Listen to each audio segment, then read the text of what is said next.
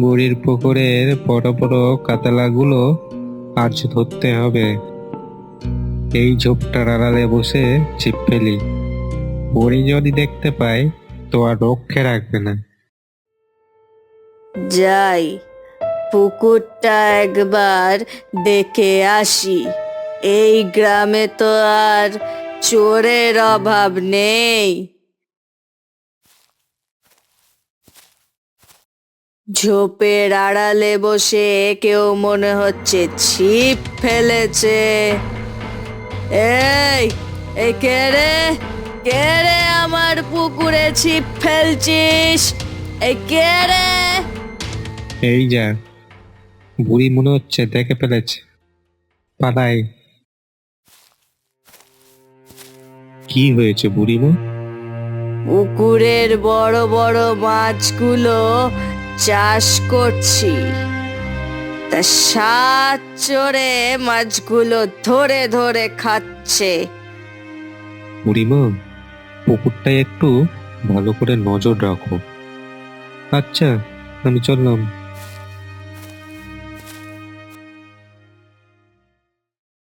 একটা ভালো জায়গা পাচ্ছি না, একটু শান্তি করে থাকবো। ওই তো পুকুরের ধারে একটা বড় গাছ দেখতে পাচ্ছি, আর জায়গাটাও খুব সুন্দর।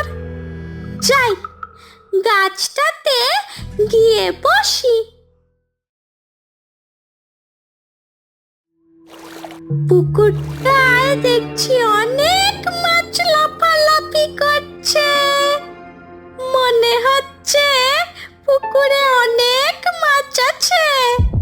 বাহ, ভালোই হলো, এখানে বসে বসে মাছ খাবো আর ঘুমাবো। এই আনন্দে একটা কবিতা মনে পড়ছে। মাছ খেলে পুকুরে, খাবো তা দুপুরে, আনন্দে ভরে যায় মনটা, শাকচুন্নি নেই কোনো চিন্তা।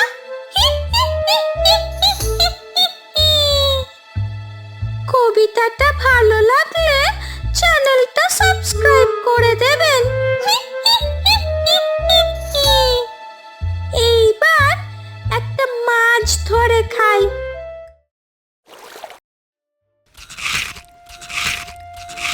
মাছ তো নয়, যেন রসগোল্লা, কি স্বাদ! আহা, এত মাছের কাটা এখানে, পুকুরের মাছগুলো কে খেলো? এবার আর ঘুমোলে চলবে না, ভালো করে নজর রাখতে হবে। একবার যদি চোরকে ধরতে পারি, ভালো করে মজা দেখাবো।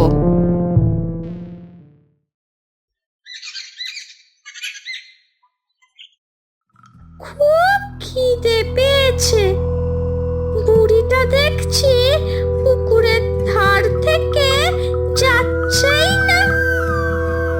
বুড়ি দেখুক কে, আর থাকা যাচ্ছে না। কি আর করবে শাকচুন্নিকে?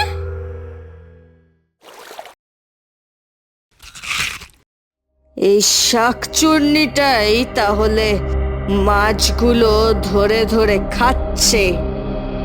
হ্যাঁ বুড়ি, তোর পুকুরের সব মাছ খেয়ে শেষ করব। শাকচুন্নি, দাঁড়া, তোর একদিন কি আমার একদিন। বুড়ি, তোর কি করার আছে করে নে, তোর পুকুরে একটাও মাছ রাখবো না। শাকচুন্নি যখন দুপুর বেলায় গাছের ডালে শুয়ে ঘুমোচ্ছিল, বুড়ি তখন গাছটায় আগুন লাগিয়ে দেয়।